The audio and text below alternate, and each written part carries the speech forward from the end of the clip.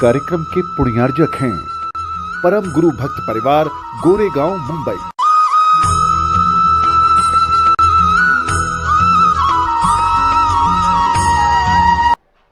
जय श्री ओम नमः सिद्धेभ्यः। जय श्री ओम नमः सिद्धेभ्यः। सर्वमंगल मांगल्यम सर्वकल्याण कारकम प्रधानम सर्वधर्माणां जैनम जयतु शासनम। पंच परमेष्टि भगवान के आचार्य श्री गुरुवर कुंद कुंद महाराज की, आचार्य श्री गुरुवर विद्यासागर महाराज की।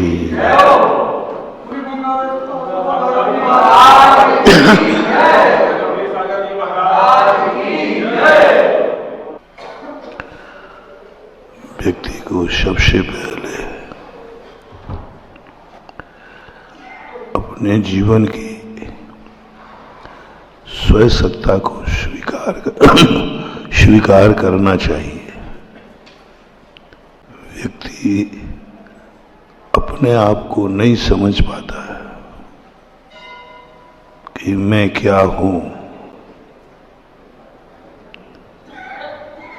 मेरी योग्यता क्या है, मेरी सोच क्या है। और इस संबंध में जब व्यक्ति स्वयं इतना विल पावर में आ जाए कि मेरे से कभी गलत हो ही नहीं सकता, मैंने कभी गलत सोचा ही नहीं है, मैंने कभी गलत किया ही नहीं है, कभी गलत हुआ ही नहीं है, और ऐसा विल पावर हो कि हमसे गलत होगा भी नहीं। पर यह योग्यता, यह दावा इस दुनिया में मात्र तीर्थंकर कर सकते हैं, क्योंकि तीर्थंकर की एक ऐसी योग्यता लेके आते हैं जिनसे गलत कभी होता नहीं, उस भाव में हुआ नहीं और आगे होगा नहीं। शेष लोगों के लिए, जिसमें अपन सब हैं, पूज्यवर कुंद कुंद स्वामी भी हैं, जिनको हमेशा एक बात ध्यान रखना चाहिए, अनादिकाल से सदा गलत होता आया है, आज भी गलत हो सकता है, कल भी गलत होगा। जब ये चीज सामने आ जाती है,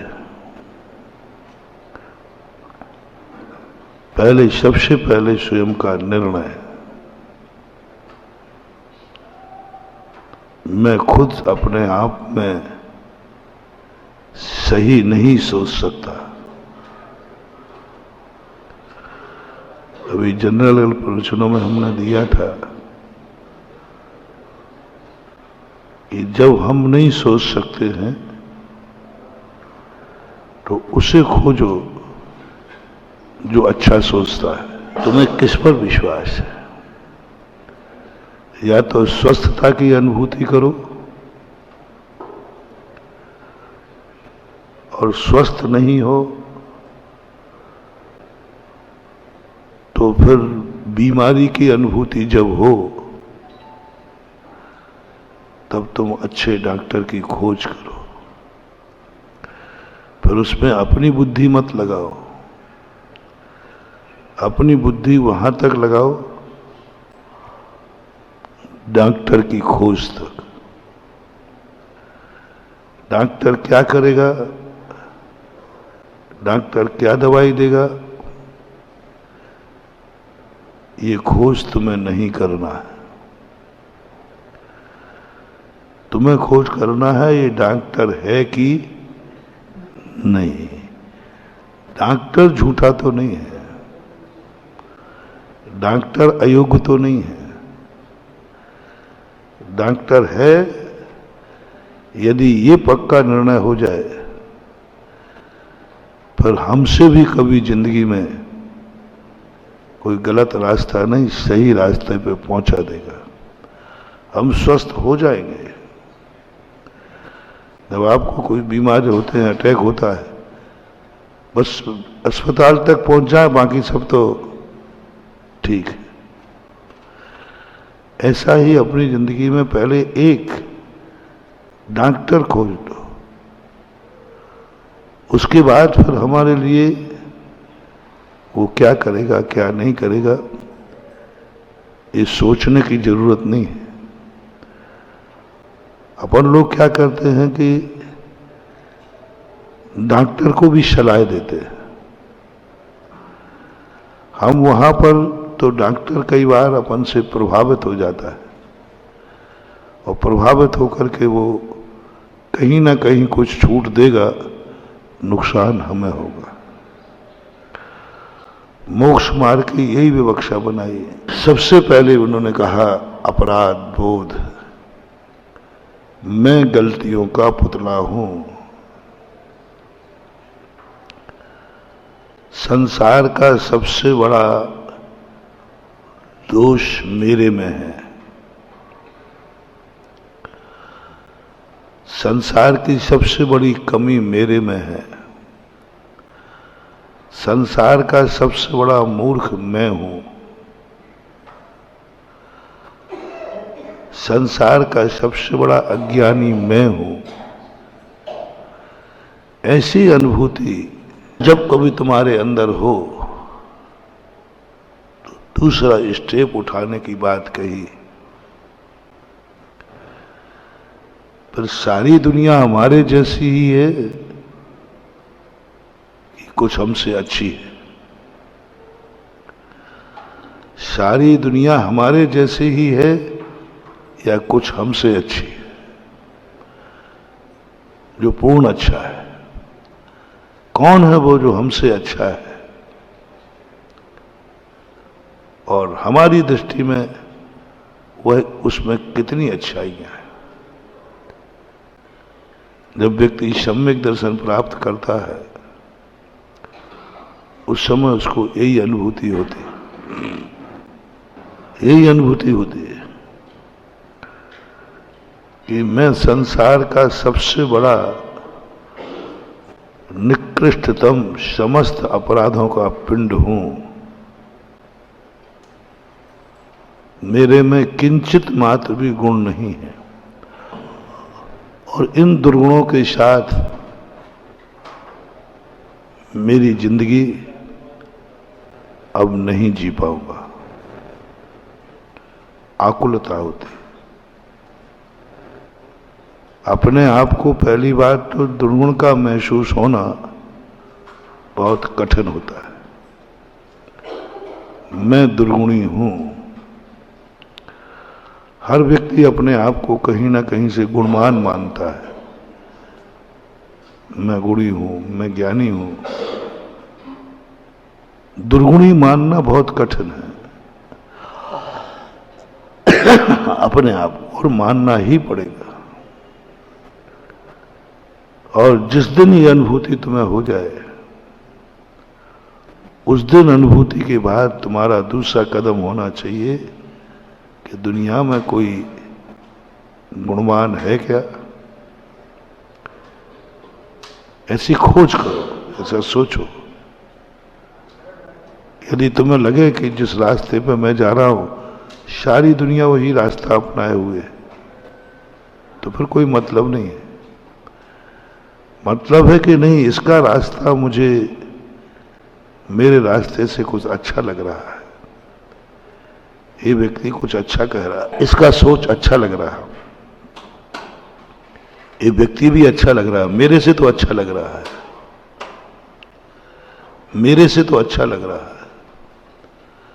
बस उसका पीछा करना शुरू कर दो।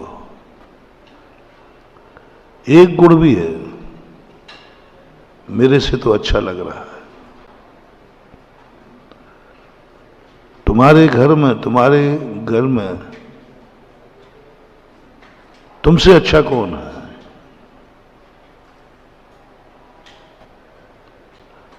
तुम्हारे घर में, तुम्हारी अनुभूति में तुमसे अच्छा कौन है?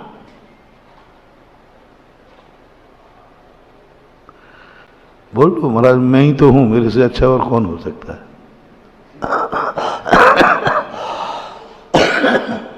कोई तुमसे अच्छा है तुम्हारे घर में?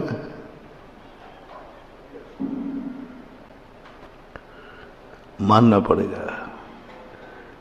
यदि तुमने कहा मैं ही अच्छा हूं, तो फिर मैं तुम्हें इंसान नहीं भगवान कहूंगा।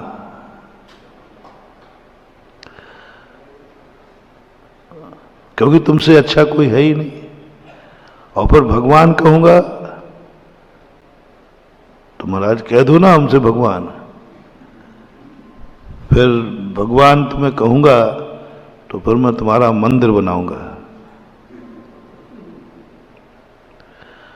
मुझे भगवान कहने में आपत्ति नहीं मैं तो चाहता हूं कि मेरे को छोड़कर सारी दुनिया भगवान के रूप में दिखे। मैं तो बना लूंगा। जिन जिन को भगवान बनना हो बोलो, और मैं उनका मंदिर बनाऊंगा, पक्का वायदा करता हूं। मैं घर को जेल बना रहा हूं, लेकिन ये उम्मीद मत करना कि मैं तुम्हें जेल से भगा लूंगा। नहीं, मैं जेलर हूं। जेलर जेल में तुम्हारी अच्छा ताला लगाएगा कि बाहर निकालेगा? अच्छा जेलर, ईमानदार, बोलो। ऐसा उपाय करेगा कि तुम भाग नहीं सको। इसलिए मैं भी तुम्हें भागने नहीं दूंगा, चिंता मत करो। बस जेल में अनुभूति एक करना है। जेल में बैठने वाले को अनुभूति होती है, मैं अपराधी हूं, मैंने अपराध किया है, और ये जो कुछ भी भोग रहा हूं यह मेरी सजा का पात्र है, सजा का अंग है। मैं सजा का अंग भोग रहा हूं, मैं सजा भोग रहा हूं। नहीं जा सकूंगा मंदिर आज। ओहो, आज मंदिर नहीं जा सकूंगा। क्यों? आज फलाना काम आ गया। आज मंदिर क्यों नहीं जा पाए? बोले यही तो सजा का अंग है। ये मुझे दंड दिया जा रहा है, आज तो मंदिर नहीं जा सकेगा,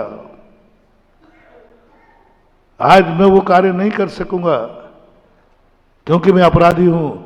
अपराधी के अनुसार जेल नहीं चलता, जेल के अनुसार अपराधी को चलना पड़ता है।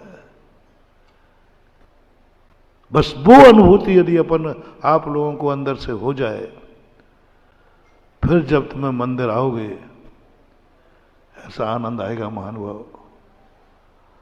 बस जेल से मंदिर आओ, तुम घर से मंदिर आते हो। तुम कहां से मंदिर आते हो? और वो भी अच्छे घर से। अच्छे घर से मंदिर आओगे, थोड़ी देर तो रहोगे, बोर हो जाओगे। थोड़ी देर रहोगे, मनोरंजन के लिए आओगे, क्योंकि अच्छे घर से आए हो, अच्छे घर से आए हो। कभी जेल से घर आओ, किसी को जेल हुआ हो तो वो अनुभूति शेयर कर सकता है।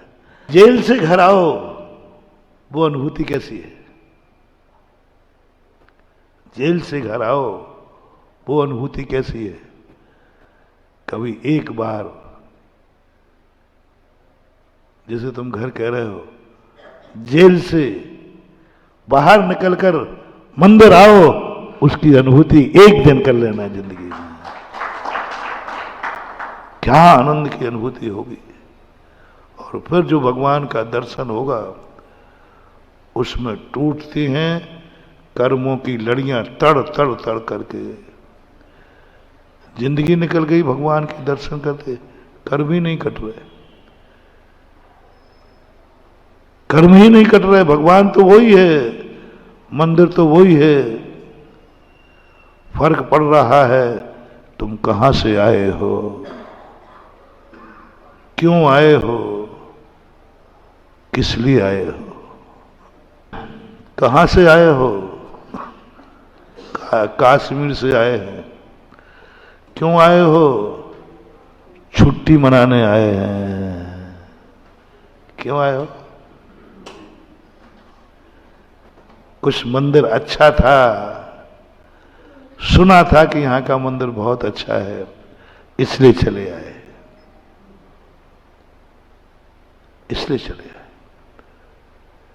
यह जो स्थिति है, इसलिए हमारा वो आनंदपुरी में रह करके भी भगवान अच्छा है, मंदिर अच्छा है, यहां सब कुछ अच्छा है, लेकिन अंदर की जो उपलब्धि होना चाहिए। एक बार अनिल जी बोले महाराज जी कुछ तो कमी देखो इसमें, यहां हर बात पे, छोटी छोटी बात पे किचकिच हो जाती है, कोई थोड़ी थोड़ी सी बात पे कुछ तो यहां कमी होगी। लो मैंने कमी बता दी कि यहां सब बड़े आदमी आते हैं, अच्छे घरों से आते हैं, अच्छे घर से आते हैं, इसलिए यहां सब गड़बड़ होता है। सब अच्छे आदमी आते हैं, गरीब तो यहां आते ही नहीं बेचारा, और अच्छे घर से आते हैं, सबके घर अच्छे हैं। अभी पूछ लिया था हमने इससे पहले, अच्छे घर से आते हैं, अच्छे लोग हैं, अच्छे लोगों के बीच में से आते हैं, इसलिए यहां खटपट हो जाती है। कभी ये महसूस करके आना हम गंदे घर से आए हैं, गंदे लोगों से बीच से आए हैं, गंदगी में से आए हैं, उस दिन मंदिर में कोई तुम्हें गालियां दे देवे, गारंटी मेरी है तुम्हें थोड़ा भी क्रोध आ जाए, आई नहीं। जेल से भागकर जो घर आया है, घर में कोई दरवाजे लगा दे, नहीं आओगे तुम अंदर, तो बेचारा घर को ठोकता है, आने दे मेरे बाप, क्योंकि जेल से भागा है।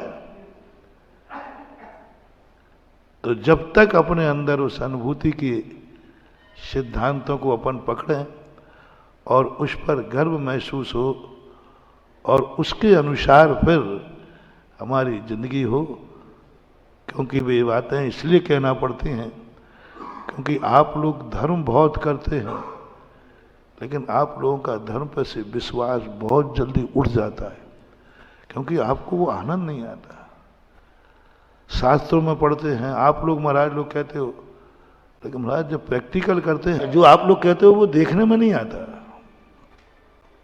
प्रैक्टिकल देखने में नहीं आता, चाहे अभिषेक का हो, लेकिन हम मूल धारा, इसलिए आजकल हम धर्म की महिमा नहीं बताते हैं, हम ये बताते हैं कि धर्म करने में चूक कहां हो रही है। कर तो तुम भी बहुत रहे हो, सब कुछ अच्छा कर रहे हो, लेकिन कहां अपने अंतरंग में चूक हो जाती है, उस घटना को अपने जीवन में लाना है। जब बिल्कुल हमारी जिंदगी के सब कुछ, जो कुछ आज तक मैंने माना था, सब उससे विपरीत निकला भगवान की दृष्टि में, और हमने तुरंत एकदम अनुभूति क्या है,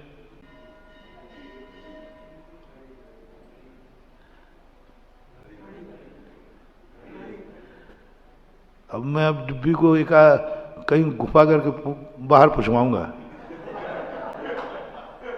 ऐसे तो तुम बोलोगे नहीं यार, फिर मैं इसको बाहर भेजूंगा किसी दोस्त के पास तुम्हारे, वो कहे यार ये क्या है, ये क्या है। और फिर उसने कहा मंदिर में क्या कहा था, तो तुम्हारा क्या जवाब होगा, बोल लो। तो फिर बाद में कैसे बदल गए, सत्य त्रिकालिक होता है, सत्य जो है त्रिकालिक होता है। नहीं यार, अपन आज तक इसको डिब्बी मानते आए, आज पुरुषों को पता चला ये तो अब सारा 3 लोग है बुद्धू हो गया क्या? अरे बुद्धू नहीं होगा, सारी दुनिया बुद्धू हो सकती है, घड़ी ही है। ये तत्व दृष्टि हमारे लिए जिनवाणी का स्वाध्याय करते हुए आना चाहिए। जिनवाणी में जो स्वाध्याय अपन करते हैं, बस स्तब्ध रह जाओ, ओ यहां क्या कर रहे हैं, ओ मैं क्या मान रहा हूं। एक एक पग पर असंख्यात गुणी निर्जला। आपका समय पूरा हो रहा है। महावीर भगवान की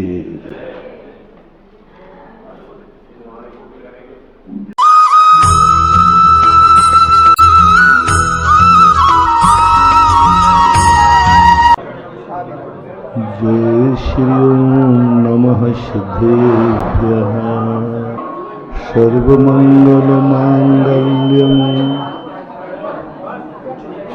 सर्वकल्याणकारकम्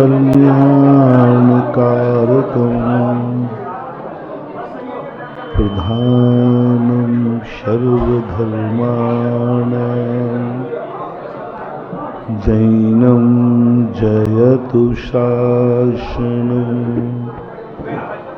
पंच परमेष्टि भगवान के आचार्य श्री गुरुवर कुंद महाराज की, आचार्य श्री गुरुवर विद्यासागर महाराज की, परम पूज्य निर्यापक श्रवण मुनि पुंगव श्री सुधा सागर जी महाराज की, परम पूज्य चुल्लक श्री गंभीर सागर जी महाराज की, समस्त मुनि संघ की।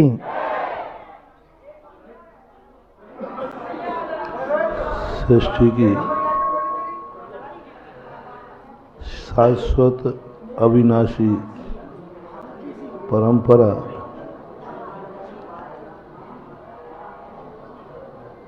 विनाश के खाद से सिंचित होती है। कैसी विचित्र दशा है दुनिया की। सत की पहचान, शाश्वत की पहचान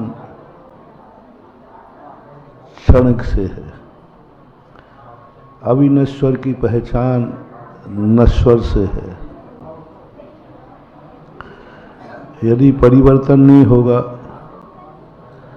तो शाश्वत सत का दर्शन नहीं होगा। द्रव्य वस्तु शाश्वत है, अविनाशी है, लेकिन उसकी पहचान क्या है? पूज्यवर उमा स्वामी महाराज ने उसकी पहचान बताई, उत्पाद वैधव्युक्तम सत। यदि सत को जानना चाहते हो, अविनाशी को जानना चाहते हो, तो विनाश को जानो। विनाश से सामना करने की हिम्मत करो। विनाश को जीवन में अनुभव में लाओ, तो हमें अविनाश का दर्शन होगा। क्योंकि सत द्रव्य का लक्षण है और सत का लक्षण है वस्तु उत्पन्न भी होगी और व्यय भी होगी। अपन लोगों का भी यही चलता रहता है। एक एक कण की यही परिभाषा है कि वह व्यय जब होता है तो कि शाश्वत शक्ति हमें छोड़ के जाता है। हम समझते हैं कि वस्तु हमारे हाथ से चली गई, लेकिन जब वस्तु जाती है पता नहीं कितना सब कुछ छोड़ के जाती है। सूर्य आता है और शाम को डूबने के पहले सारे जगत की तिजोरियों में करोड़ों रुपया दे करके जाता है।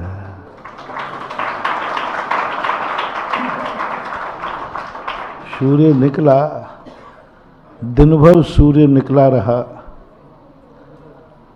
बोलो सारे जगत ने कितने कमा लिया, गिनती नहीं, पूरे विश्व को देखो तो। और जाने के पहले और जाते जाते दुनिया की करोड़ों की संपदा तुम्हारी तिजोरी में रख करके अस्त हो जाता है। अपन ने सोचा कि सूर्य अस्त हो गया, वो तो अस्त हो गया, लेकिन जब उपलब्धि को देखते हैं तो करोड़ों अपनों संपदा तिजोरी में, यदि वो शाम नहीं होती तो तुम्हारी संपदा और तुम घर लौट के नहीं आते, बाजार में टिके रहते है ना। तो यही स्थिति दुनिया की बनती है, यही अपनी जिंदगी की होती है, यही इस धर्म की होती है। जिंदगी में व्यक्ति अवसान लेता है, लेकिन एक वंश को स्थापित करके जाता है। मरने के बाद भी वो को जीवित रहे या हर मौत के पीछे छुपा रहता है। जो मरने के बाद भी रहेगा, वह चीज हमें जीवन में जो रहती है जीते जी, उसे संस्कार कहते हैं, और मरने के बाद जो जीवित रहती है उसे संस्कृति कहते हैं। संस्कार से स्वयं का उद्धार होता है और संस्कृति से जगत का उद्धार होता है। जब हमारे जीवन में संस्कार जागते हैं तो अपना उद्धार होगा। हमने त्याग किया, हम मुनि बने, आप लोगों ने पूजा की, भक्ति की, आपका कल्याण होगा। लेकिन आप जगत का कल्याण कब होगा? जब आपने जो संस्कार लिए हैं उन संस्कारों को कोई पीछे वाला स्वीकार कर ले तो तुम मरने के बाद भी अमर हो गए। तुम्हें अमर नहीं होना है, तुम्हारे धर्म को अमर होना है। इसलिए हर धर्मात्मा को, अच्छे आदमी को, तुम गृहस्थ लोग होते हो, तुम अपनी जिंदगी में आधी जिंदगी के बाद स्वयं की चिंता नहीं करते हो। तुम उसकी चिंता करते हो जो तुम्हारे मरने के बाद तुम्हारे नाम से दुनिया में रहेगा, जिसका नाम आप संतान कहते हैं। आधी जिंदगी के बाद फिर आपकी चिंता किसकी होती है? स्वयं की नहीं। मेरे बाद इस बेटे का क्या रूप होगा, क्या स्वरूप होगा, उसको जोड़ना, उसको पढ़ाना लिखाना, पैर पे खड़े, सब कुछ तुम्हारा वही हो जाता है। क्योंकि ये संस्कार है कि आधी जिंदगी तुम अपनी चिंता करो और आधी जिंदगी तुम उसकी चिंता करो जो तुम्हारे जाने के बाद भी रहेगा। हर संस्कार को संस्कृति बनाओ, और जब किसी का संस्कार संस्कृति बन जाता है, उसी पर लिखे जाते हैं पुराण, उसी को बोलते हैं कथा। संसंग कथापि जगताम दुरतानि हंति। यदि हमारे संस्कार संस्कृति बन जाए और संस्कृति पर कथा लिखी जाए, तो उस कथा को बांचने मात्र से संसार के पाप और अंधकार दूर हो जाते हैं। ऐसा पूज्यवर मानतुंग आचार्य महाराज ने भक्तांबर स्तोत्र में कहा। बहुत बड़ी बात कह दी। संस्कार उनके हैं, धर्म उन्होंने किया, साधना उन्होंने की, लेकिन उन्होंने ऐसी साधना की कि वो संस्कृति बन गए। पर लोगों ने उस पर लिखी कथा, और वो कथा जो भी बांच लेता है, भगवान आपका मिलना, आपके गुणों का अनुवाद क्या करूं, आपकी कथा स्मरण मात्र से इस अंधेरी अमावस्या की रात में भी प्रकाश दिखने लग जाता है। वह पुत्र अपने आप में गर्व से कहता है, आज जो कुछ मेरे पास है बस आप लोगों को एक मोटिवेशन दे दूं। पहला मोटिवेशन है कि आपने जिंदगी में जो कुछ भी कर लिया हो वो आज तक कर लिया। आगे अब आपको वो सोचना है, यदि तुम्हारी जिंदगी में कुछ तुमने अच्छा किया हो, कुछ तुम्हें अपनी जिंदगी पर गर्व हुआ हो कि मैंने कुछ अच्छा किया है, तो मेरा जैन कुल में जन्म हुआ है। यदि ऐसा अनुभव हुआ, मैं जबरदस्ती नहीं कर रहा हूं, यदि कभी तुम्हें ऐसा अनुभव हुआ हो कि मैं कितना पुण्यशाली हूं कि मेरा जन्म भारत में हुआ, हाँ, यदि कोस रहे हो तो बात नहीं है। कई लोग बोलते हैं काश हमारा जन्म अमेरिका में हो जाता है। हाँ, है दुनिया में ऐसी बात नहीं। सबसे ज़्यादा दुर्भाग्यपूर्ण लोग यदि रहते हैं तो भारत में, क्योंकि भारत अपने वर्तमान के थोड़े से धन के कारण भारत को छोड़कर विदेशों में बस जाते। विश्व में सबसे ज़्यादा एनआरआई हैं तो किसके हैं? हर देश में मिलेंगे। एक भी विश्व की कंट्री नहीं है जहां भारतीय नहीं हो। और सबसे कम भारत में एनआरआई होते हैं। विदेशी लोग कितने भारत में हैं? बहुत कम। पढ़ने को कितने आते हैं यहाँ? दवाई को कितने आते हैं यहाँ? और भारत और कमाई को कितने आते हैं यहाँ? लेकिन भारत के लोग पढ़ाई को भी विदेश में, दवाई को भी विदेश में, और कमाई में भी विदेश की तरफ दृष्टि टिकाए रहते हैं। यही उनका दुर्भाग्य है। इसलिए मैंने कहा कि यदि तुम्हारे लिए कोई ऐसा लग रहा हो, तो मैं उनको नहीं कह रहा हूं, जिनको ये लग रहा हो कि हमें भारत में जन्म लेने पर हमारे जन्म जन्म के पुण्य का उदय अभाग्य है, उनको सोचना है कि भारत से तुम्हारे मरने के बाद भारत में तुम्हारा वो गौरव जीवित रहे जिस पर तुमने गर्व किया है। यदि तुम्हें ऐसा महसूस हो कि हमारा जैन कुल में जन्म हुआ, तो मरने के पहले उस व्यक्ति को ऐसा संस्कार देके जाना जो तुम्हारे मरने के बाद गर्व करे कि मैंने ऐसे पिता के यहाँ जन्म लिया। मैं तुम्हारे लिए नहीं कर रहा हूं बात।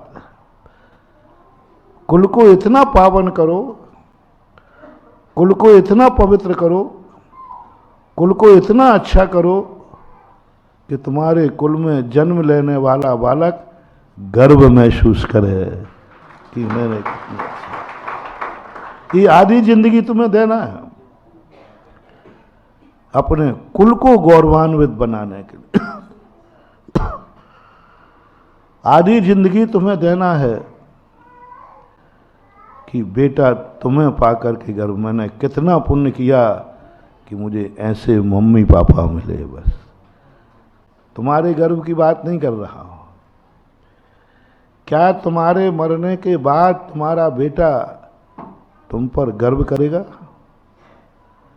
कि मैंने कितने पुण्य किए कि मुझे ऐसे माता पिता ने जन्म दिया?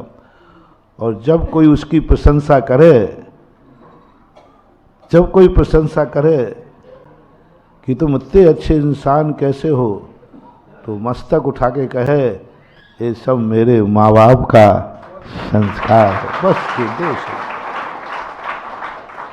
बेटे को जब पुरस्कार मिले और उसने यदि दो शब्द बोल दिए कि ये जो कुछ भी मेरे पास है सब माता पिता का संस्कार है, जाओ तुमने माँ बाप बनने में जितने पाप किए हैं सब पाप पुण्य में बदल करके पुरस्कार के योग्य हो गए। क्योंकि बेटे को गर्व हो गया और उसने कह दिया आज जो मेरे पास है सब। यदि धर्म पर तुम्हें गर्व हो, यदि तुम्हें धर्म के ऊपर गर्व हो, तो हमेशा कोई ऐसा कार्य करने के बाद जाना जो तुम्हारा व्यक्ति कहे ये धर्म की दो बातें हमारे पास हैं, उस पर मुझे गर्व है। यदि तुम्हें गर्व हो कि मैंने कितना पुण्य किया कि मैंने जन्मते ही 45वें दिन जिनेन्द्र देव का दर्शन किया, यदि और कहीं जन्म जाता तो पता नहीं क्या करता, मैं जिनेन्द्र देव को पहचानता हूं। कम बात नहीं है महानुभाव।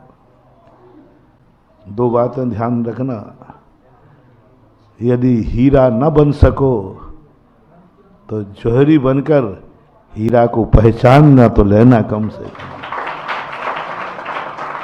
हीरा न बन सको तो हीरा की पहचान तो। मैंने एक बार भगवान से कहा था, एक क्षेत्र में मंदिर में बैठा था, तो भगवान मेरे पर मुस्कुरा रहे थे। मुझे लग रहा था कि वो मेरे पर व्यंग्य कर रहे हैं। वो तुम नहीं समझ पाओगे, मैं समझता हूं। बोले देख, मैं मुनि बना था तो भगवान बन गया, और तू मुनि बनाए भगवान नहीं बन पाएगा। तेरे मुनिपन में और मेरे पुनिपन में ये अंतर था कि मैंने जब दीक्षा ली, दीक्षा कल्याणक हुआ, आज देखो मैं भगवान बन गया। क्या तेरा मुनिपद इस भव में भगवान बन पाएगा? तो क्या कहूं, बोलो, हैकड़ी करो, झूठ बोलो, हाँ हाँ बनूंगा। झूठ बोलने से क्या फायदा है? भगवान तो सर्वज्ञ है। तो नीची गर्दन हो गई, भगवान नहीं बनूंगा।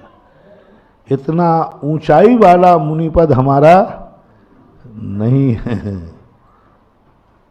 तो भगवान हंसे, बोले देखा, मुनि बन तो ऐसा बन जैसा हम बने थे।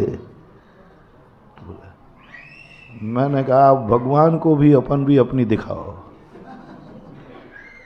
तो उस समय मैंने 4 पंक्तियां कविता के रूप में लिखी थी, उसका भाव बता देता हूं कि हे भगवान, मैं हीरा तो नहीं बन सका इस भाव में, लेकिन मुझे गर्व है कि मैं आप जैसे हीरे को पहचान गया।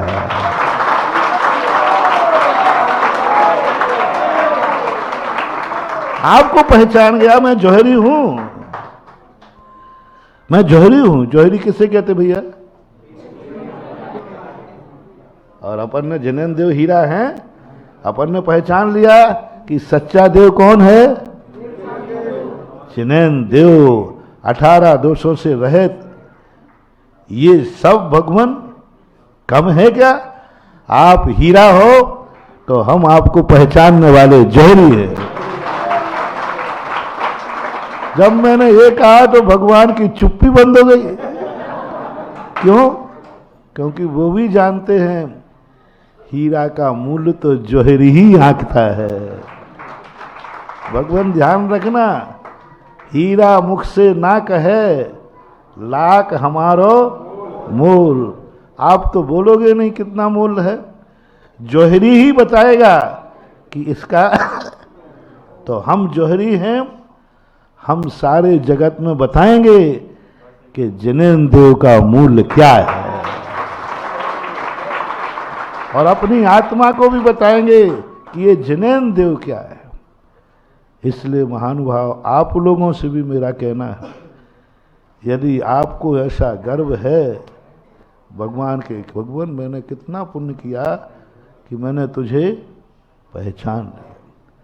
राग सहित जग में रुलो, मिलो शरागी देव, बीत राग भेंटो अबे।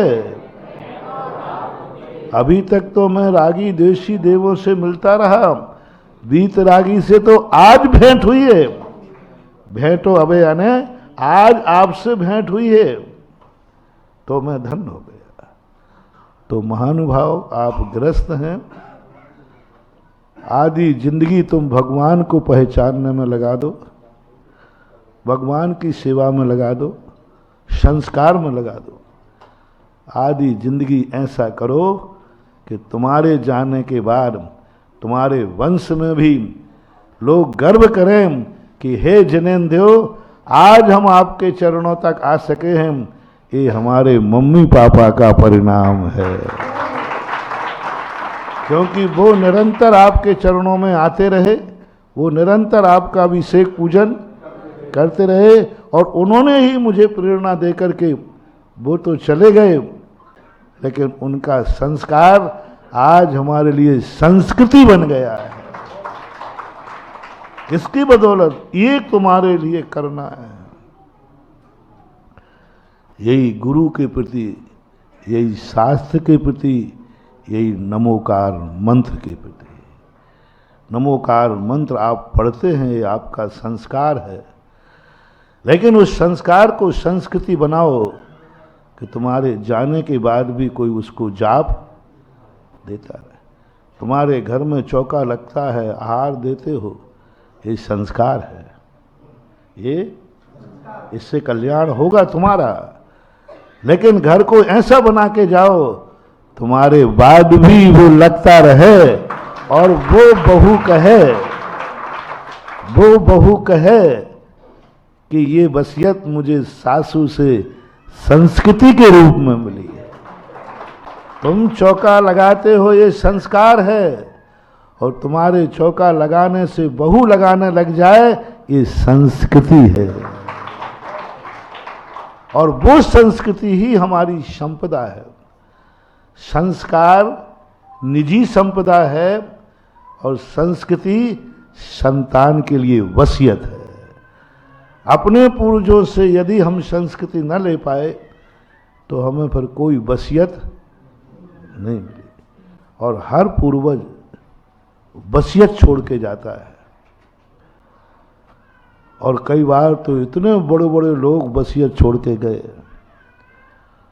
और वो वसीयत आज बहुत बड़ी चीज। अभी सागर वाले लोग आए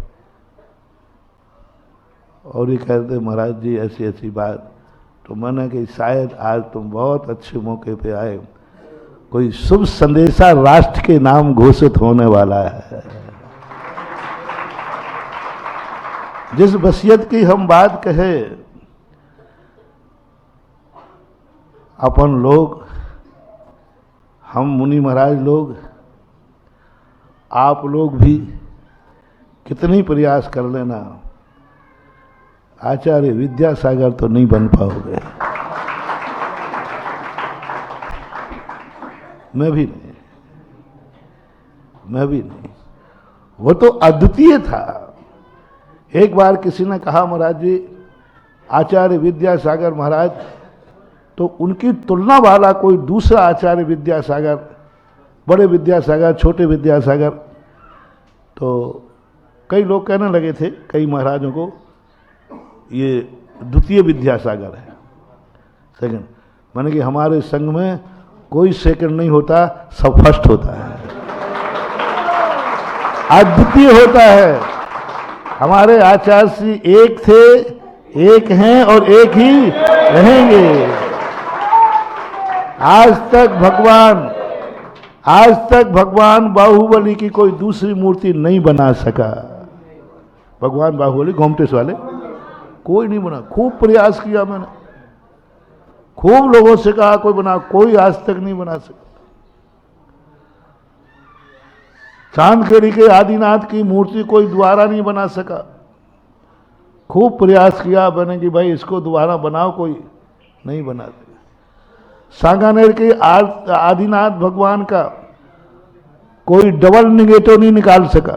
आज तक कंपटीशन किया, हजारों रुपया की प्रतियोगिता कराई कि कोई 2 फोटो एक से उतार के बता दो। आदिनाथ सांगानेर कोई नहीं बता पाया। ऐसे ही हमारे आचार्य महाराज तो एक थे, आज भी हैं और कल भी। इस कलयुग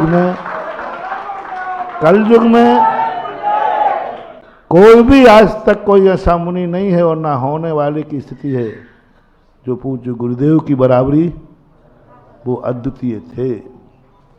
लेकिन मैंने कहा ना, महान आत्माएं लेके नहीं जाती हैं, जाने के पहले पता नहीं कितनी संपदा छोड़ के जा। जैसे हमने कहा ना, सूर्य डूबता है तो डूबते डूबते करोड़ रुपया बाजार का कहाँ पहुंचा देता है।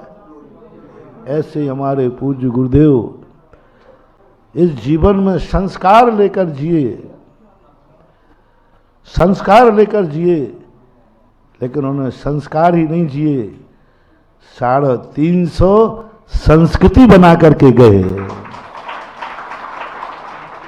आज इतने मुनि महाराज देके गए, आज कितनी संपदा छोड़ गए आचार्य श्री, कितनी संपदा छोड़ गए।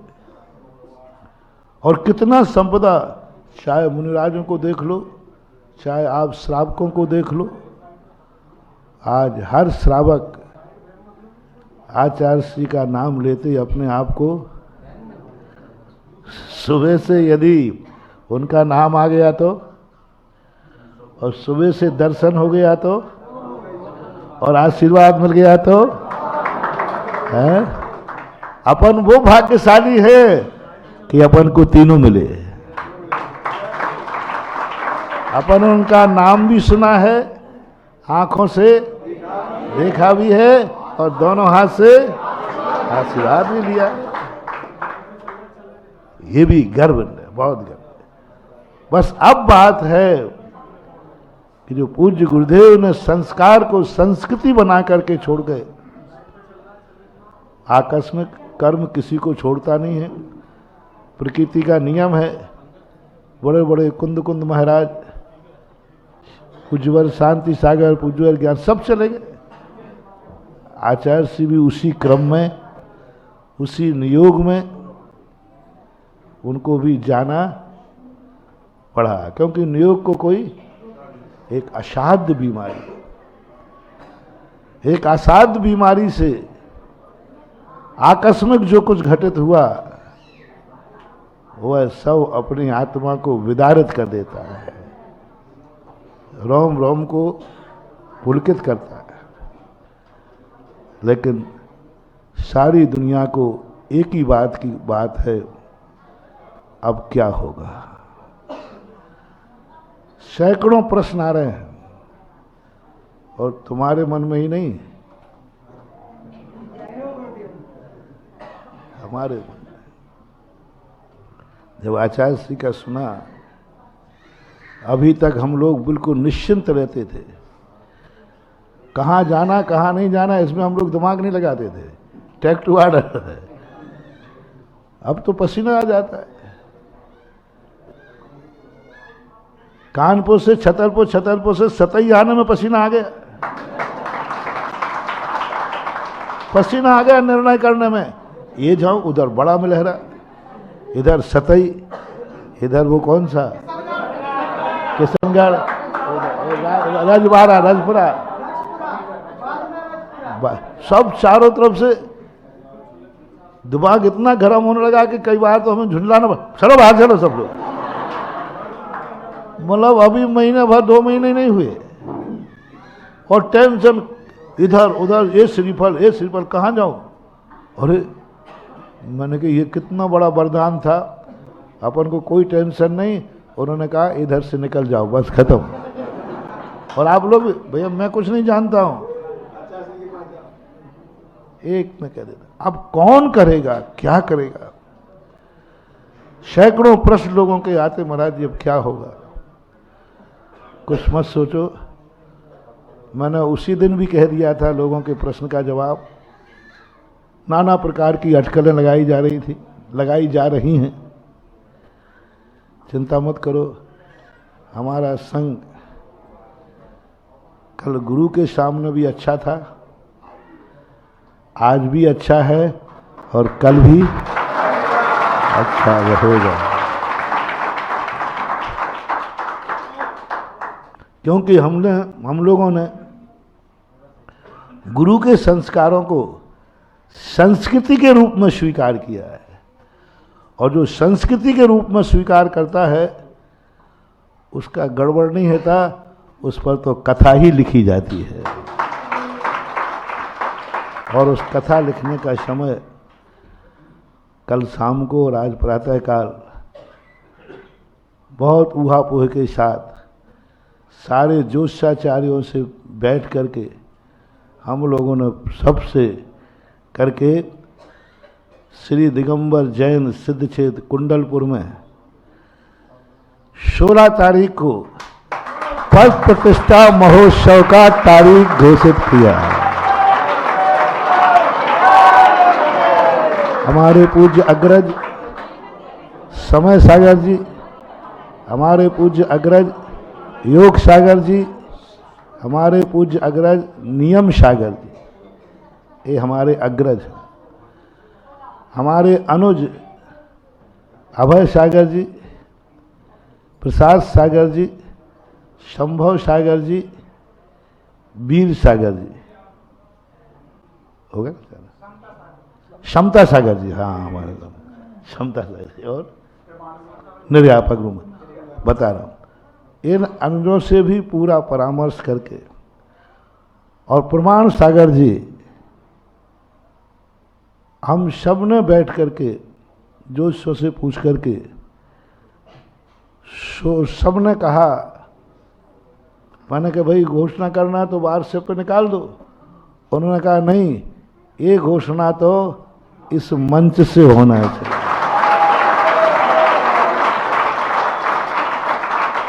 मुझे घोषणा करने के लिए मैंने कहा था नहीं आप ही लोग घोषणा करो, तो सुबह प्रमाण सागर जी कहते हैं, मैंने कही भाई ये इतनी बड़ी घोषणा तो आप लोग वहाँ महाराज लोग, उन्होंने कहा नहीं सबकी बात आई है कि यहाँ से प्रमाण सागर जी और यहाँ से मेरा नाम, ये दोनों वहाँ से लाइव में घोषणा करें।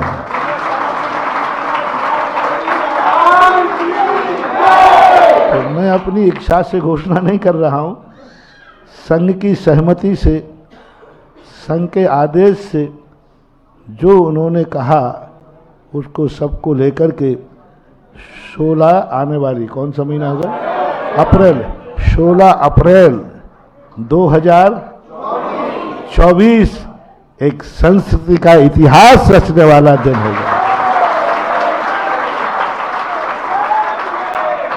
चक्रवर्ती की संपदा कैसे संभाली जाती है वो सब तुम 16 तारीख को अपनी आंखों से देख।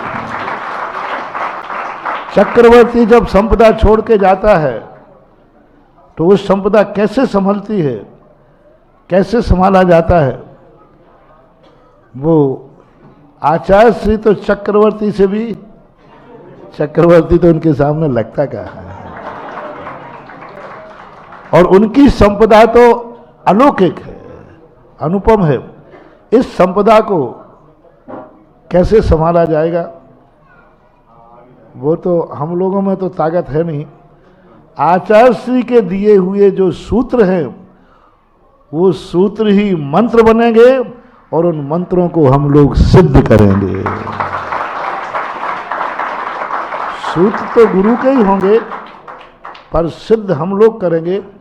पूरा संघ उनके लिए एक ऐसे अवभाग्य मान करके इस संस्कृति को, तो सबके लिए संघ की सहमति से कौन सी तारीख हुई, 16 अप्रैल 2000।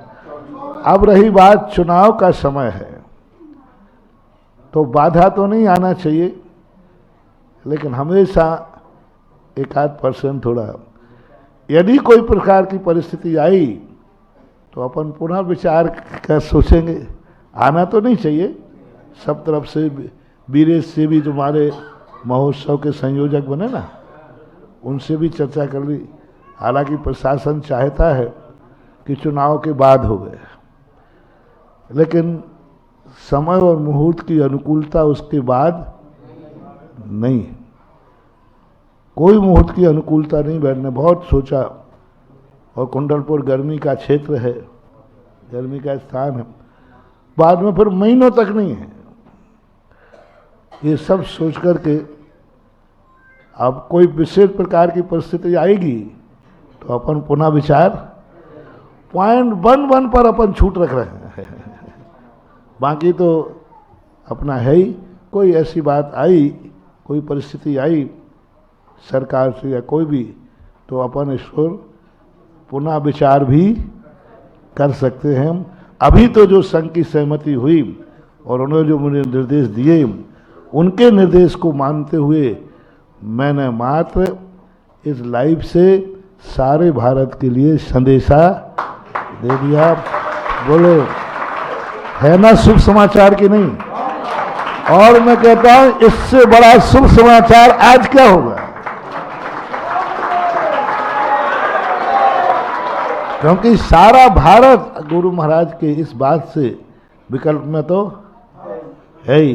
अपन 16 तारीख को सब तरफ से निर्विकल्प हो जाएंगे और उस संस्कारों को, संस्कृति का आगाज करके और पूज्य गुरुदेव की ध्वजा को आकाश की ऊंचाइयों तक भेजेंगे।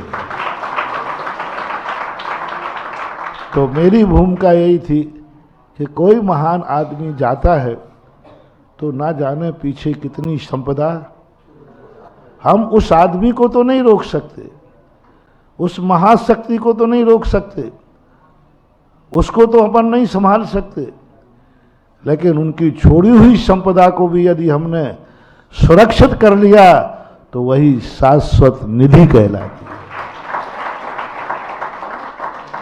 जैसे अपन ने कहा, भगवान महावीर को भी अपन नहीं रोक पाए, लेकिन भगवान महावीर का जो संस्कार था उसको तो हम आज भी जीवित रखे हैं कि नहीं? और ये शाश्वत है। संस्कारवान व्यक्ति चला जाएगा, लेकिन हमने यदि संस्कृति बना ली तो संस्कृति का कभी नाश नहीं होता, वो तो पीढ़ी दर पीढ़ी चलती रहती है।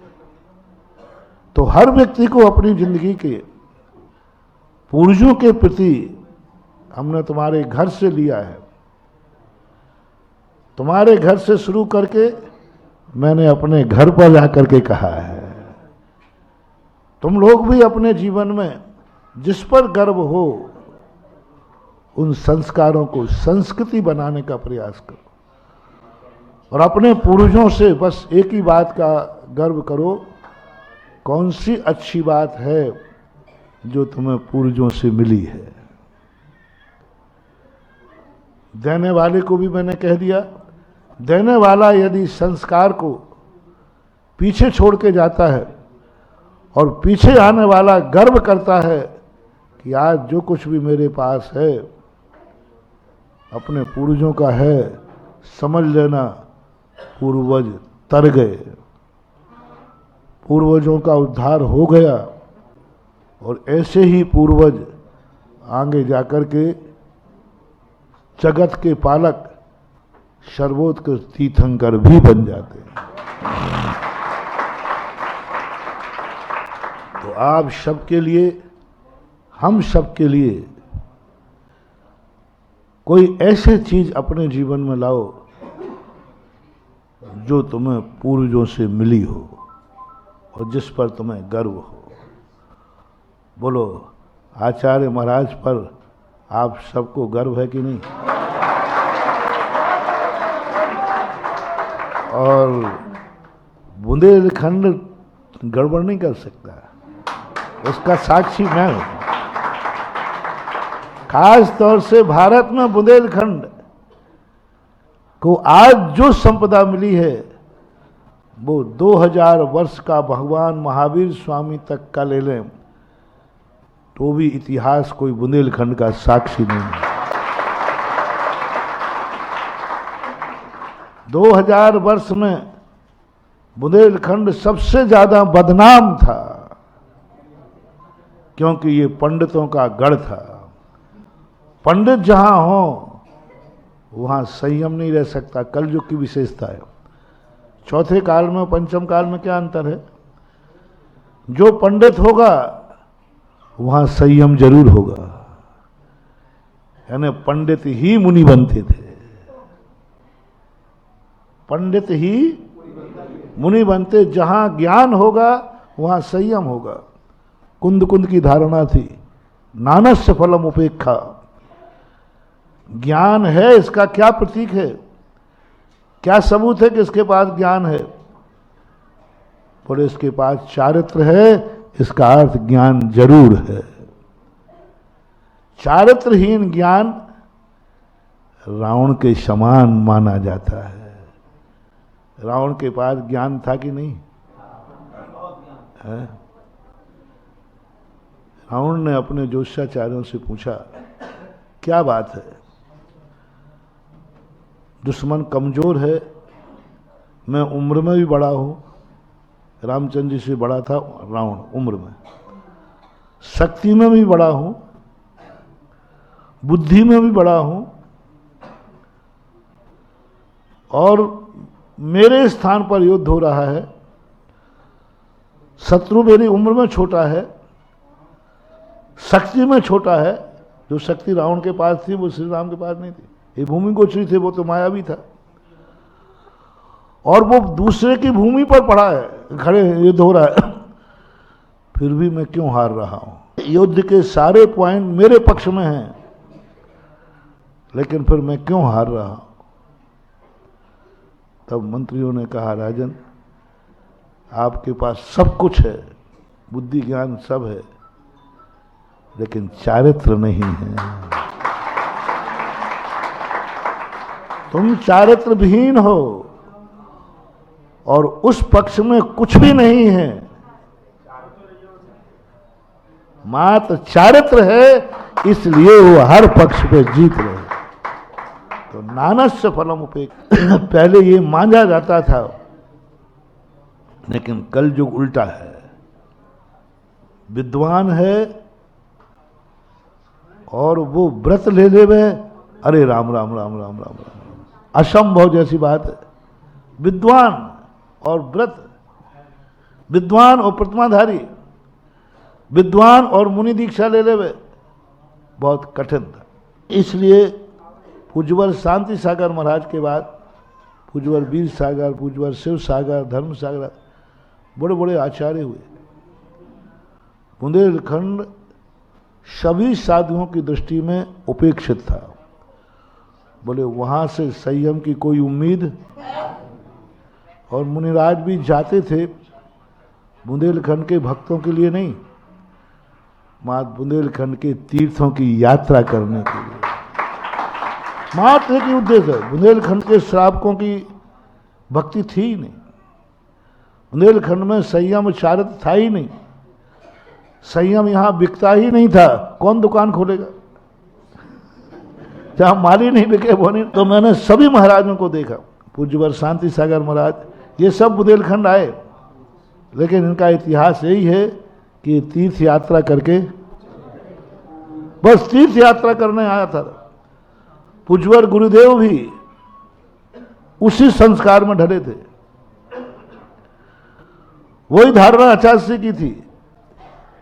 सन 1974-75 में जब अजमेर के सेठ जी के परिवार बुंदेलखंड की वंदना करने आया, तो बुंदेलखंड के तीर्थों की वैभव देख करके आचार्य महाराज के पास, वो सेठानी ने मुझे खुद बताया, आचार्य से मैंने इसको पक्का किया था। तो उन्होंने कहा, महाराज जी आप तो अभी कम उम्र है, जब भी विहार करो एक बार बुंदेलखंड के तीर्थों की वंदना जरूर करना। भारतवर्ष में तीर्थ बहुत हैं, लेकिन बुंदेलखंड जैसे तीर्थ, और उसमें कुंडलपुर के बड़े बाबा की जो उन्होंने प्रशंसा की, तो आचार्य सिंह ने भी यही मन बनाया कि चलो बुंदेलखंड के तीर्थों की, हाँ तुम्हारे और हमारे कारण नहीं आए थे, चिंता नहीं करना, अपन लोग इतने लायक नहीं थे, इतनी योग्यता नहीं थी, इतना अपना संयम के प्रति झुकाव नहीं था कि भक्तों के कारण से कोई साधु बुंदेलखंड आ जाए, बुंदेलखंड आ जाए। बुंदेलखंड तो वो है कि मुनिराज आ रहे हो तो उनको लौटावर दे। हाँ, पंडित जी साहब थे जगन मोहन लाल जी, उन्होंने संस्मरण सुनाया था कि शांति सागर महाराज कटनी की तरफ आने लगे, तो हम लोगों ने प्लानिंग बनाया कि कटनी से बाहर से कैसे बिहार कराया जाए। और वो कोतमा तरफ पहुंच गए वहां पर। तो ये स्थिति यहाँ की थी। हाँ, 8 दिन तक उनकी जो भी परीक्षा, ये स्थिति बुंदेलखंड थी। और आचार्य श्री तीर्थ यात्रा के लिए बुंदेलखंड आए थे। लेकिन जब तीर्थ यात्रा के बुंदेलखंड भी वो महंगे रत्न खदान थी कि कोई आचार्य नहीं पहचान पाया। और आज देखो, सारे भारत में बदनाम था कि सबसे कम मुनि कहां से बनते हैं, बनते ही नहीं है। बताओ सागर से कौन बना उसके पहले? एक आध समाधि वगैरह ली हो तो पता नहीं। बुंदेलखंड में बहुत, ललितपुर, भोपाल, सब कहीं से नहीं बने। लेकिन आज गर्व से मस्तक ऊंचा उठता है कि भारत में सबसे ज्यादा पिछीधारी कहां के हैं? सबसे ज्यादा। मैंने हर प्रांतों की गणना कर ली। मैंने कहा आ जाओ सब लोग ले लो बुंदेलखंड का, सबसे ज्यादा बुंदेलखंड से मिलेंगे। ये उपलब्धि किनकी थी? हमारे पूज्य गुरुदेव की तपस्या, साधना। यानी बुंदेलखंड वाले मुनियों से रहित नहीं थे। ये बुंदेलखंड वाले सच्चे जौहरी थे, सच्चा हीरा नहीं मिल रहा था इनको। और जब 100% का हीरा मिला तो इन्होंने दिखा दिया ऐसा दिखा दिया कि सारा जगत तो आचार्यों को आचार्य मानता है, सारा जगत तो मुनियों को मुनि मानता है, सारा जगत तो साधुओं को साधु मानता है, लेकिन ये बुंदेलखंड आचार्य श्री को भगवान मानता है।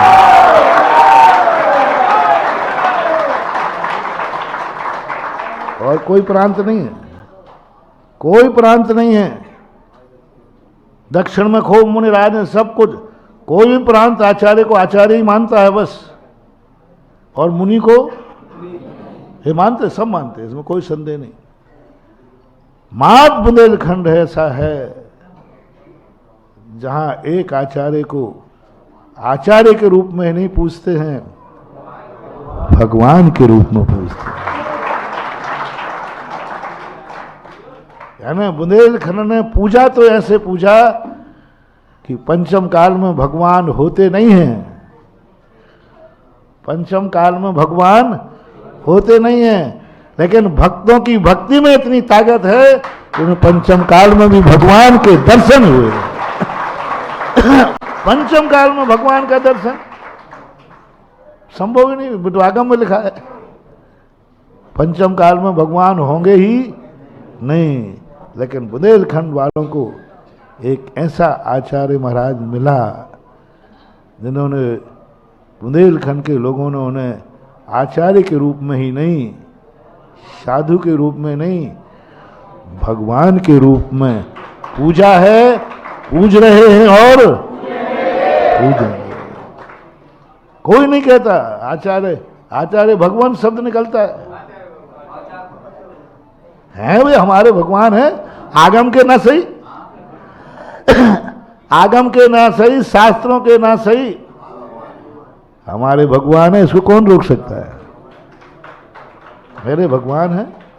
तो एक ऐसी संस्कृति, ऐसी स्थितियों को आज सारे विश्व ने एक ऐसी स्थिति में अपन को लाके खड़ा कर दिया जैसे अपन को लग रहा था कि अनाथ जैसी स्थिति बन जाती है ना।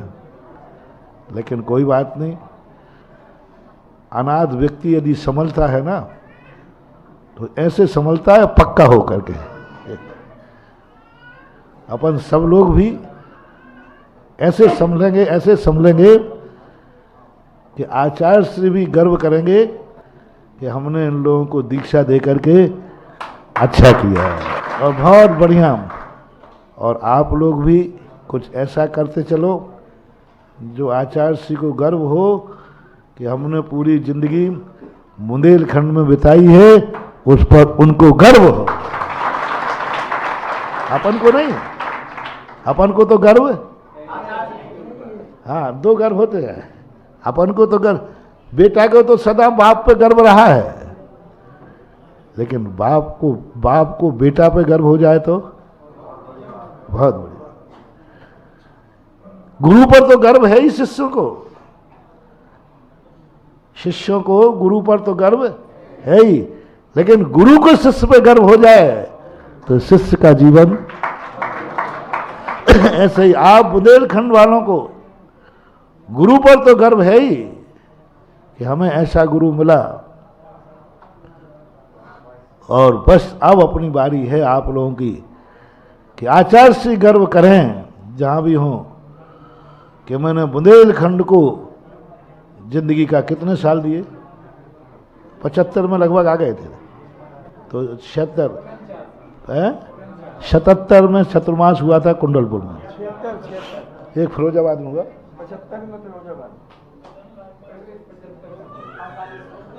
75 का फिरोजाबाद, 76 का कुंडलपुर हुआ। पहले कुंडलपुर हुआ था, द्रोणगढ़ होकर के कुंडलपुर गए थे। 48 जाने 50 लो, 48 साल बुंदेलखंड को दिए हैं, तो आचार्य श्री को गर्व होवे कि हमने 48 साल दे करके, मुझे गर्व है कि हम ऐसे भक्तों के बीच में रहे। 48 साल तक हमने ऐसे भक्तों के बीच में रहे, उनको उपदेश दिया, उनके चौकों में आहार किया। जिस जिस चौके में आचार्य श्री ने हार किया, उस चौके वालों को, उस संस्कार को संस्कृति बनाना है। जिनके नहीं हुए हैं उनको बजूवाले को देख करके संस्कृति बनाना है। साधु या महान आत्मा स्वयं की जिंदगी से उतना प्रसन्न नहीं होता जितना बताए हुए मार्ग पर दूसरे लोग चलते हैं उस पर गर्व होता है कि देखो मैंने बताया ये मार्ग, आज कितने लोग चल रहे हैं, कितनों का कल्याण हो रहा है। महान आत्मा स्वयं के कल्याण के साथ जगत के कल्याण पर ज्यादा गौरवान्वित होता है। तो अपन सब मिलकर के, सब जगत के रूप में, और ये भाग एक छोटे से गांव का जागा, क्या बोलते हैं इस गांव को, सतई, टा है, ता नहीं है, टा, यानी इसको तोतले पने में बोलना पड़ेगा। जो तोतला है वो सही बोलेगा, सतई, सतई। और इस गांव में भाग्यवान है, मैं यही सोच रहा था, रास्ते में मैं यही सोच रहा था, मेरी मति कहाँ मारी गई, ऐसे रास्ते में चलते ही नहीं बना। कोई रास्ता है क्या, रास्ता है क्या? इस रास्ते से बड़ा पश्चाताप कर रहा था, मैंने गलत रास्ता सुन लिया, सीधा हाईवे का रास्ता सुनता। लेकिन किसी के पुण्य को मैं नकारने वाला कौन है? सतई का पुण्य कहता है, चाहे कांटे हो चाहे कैसे ही हो, सतई का पुण्य होगा जहां पर 16 अप्रैल आचार्य श्री चक्रवर्ती की वसीयत का पद प्रतिष्ठा समारोह का घोषणा यहां से होगा। आज सारा भारत सुनकर के एक छोटे से गांव से एक राष्ट्र के नाम संदेश होना, दिल्ली बंबई से होना अलग चीज है। छोटे से गांव से संदेशा कौन सा? विश्व के नाम का संदेशा। और कहां से हुआ? छोटे से सतई से हुआ। ये आपके लिए बहुत गौरव और गर्व की बात है, और सबके लिए बात है। सभी साधु संत इसी तारीख को ध्यान में रखते हुए सभी कुंडलपुर की तरफ विहार कर रहे हैं, और धीमे चल रहे होंगे तो अब जल्दी चल देंगे। सबको 16 तारीख के पहले पहले पूज्य गुरुदेव के जितने मुनिराज हैं वे पहुंचने की स्थिति में हैं, और जल्दी जल्दी चलकर जितने जल्दी जो पहुंच जाए अच्छा है, जिससे सब कार्य अच्छा हो। आप लोग भी, अब आप लोगों को तो मैं कुछ आदेश दे नहीं सकता। आप तो उपदेश को ही आदेश मान लो, वो बात अलग है। उपदेश का संदेशा है सबके लिए बहुत आशीर्वाद। आज सतई के लिए हाँ, तो ऐसी स्थिति को अपने जीवन की जो संस्कृति और संस्कार जब जीवन को उत्पन्न होते हैं, और वह उत्पत्ति अभी इस समय प्रमाण सागर महाराज जी भी यही घोषणा उस समय कर रहे होंगे। वो भी एक गांव में है और गांव से प्रमाण सागर भी यहाँ जुनवानी चैनल आदि के माध्यम से आगमन से घोषणा हो रही है। अब और यह स्थिति के लिए जैसे भी हैं अपने धर्म को, धर्म की ध्वजा को अपन को ही नहीं चलना है, अपन को मार्ग को चलाना है। स्वयं ही चल करके मंजिल पर पहुंचना और हमारे चलने से मार्ग बन जाए, यही बहुत है। अब तो सब में थोड़ा सा हमने बोल दिया ना, समय हो गया वही, तो अब चले, समय हो गया। महावीर भगवान